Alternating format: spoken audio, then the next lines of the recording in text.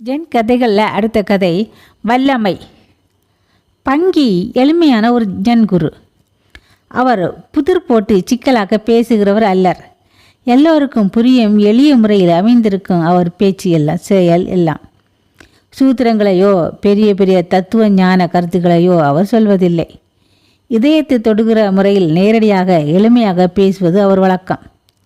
வேறு ஒரு பிரிவை சேர்ந்த கர்வம் கொண்ட குரு ஒருவர் வாதிடுவதில் வல்லவராக இருந்தார். எவரையும் வெல்லும் திறமை படைத்தவர் என்ற பெருமையும் புகழும் அவருக்கு இருந்தது. அவர் பங்கியை சந்திக்க வந்தார். பங்கி தம் சீடர்களுடன் அமர்ந்திருந்தார். வந்தவர் வந்ததும் மரியாதை கூட இல்லாமல், என்னை பணிய வைக்க உன்னால் முடியுமா என்று அகங்காரத்தோடு கேட்டார். இங்கே வாருங்கள், என் பக்கமாக நிரூபித்து காட்டுகிறேன் என்றார் பங்கி. அவர் வந்து பக்கத்தில் நின்றார். மாணவர்கள் என்ன நடக்கப் போகிறதோ என்று ஆவலுடன் பார்த்து கொண்டிருந்தார்கள். கொஞ்சம் இடப்பக்கம் என்றார் பங்கி. இடப்பக்கமாக நகர்ந்தார் அவர். இல்லை, இது சரிப்படாது, வலப்பக்கமாக நீங்கள் வந்துவிட்டால் வாதம் தொடங்க வசதியாக இருக்கும் என்றார் பங்கி. அவரும் வலப்பக்கத்துக்கு மாறினார். அப்புறம் பங்கி சொன்னார், பார்த்தீர்களா, நீங்கள் நான் சொன்னபடியெல்லாம் கேட்டீர்கள். இப்படிதான் நான் பணிய வைப்பது வழக்கம்.